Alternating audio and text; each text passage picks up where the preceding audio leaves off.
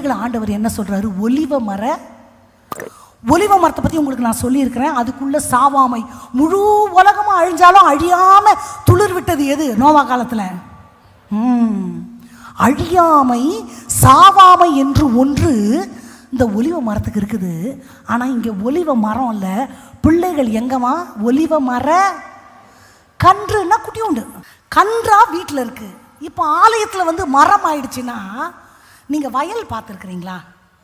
வயலில் விதைக்க மாட்டாங்க, நாற்று நடுவாங்க. அந்த நாற்று எங்கேருந்து வந்துச்சு?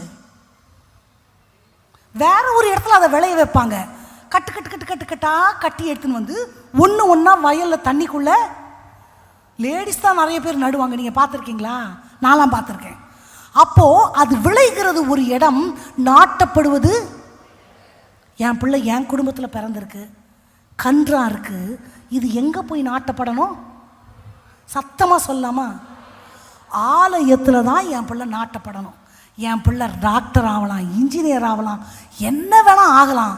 ஆனால் மரமாக அவன் நாட்டப்பட வேண்டிய ஸ்தலம் எது?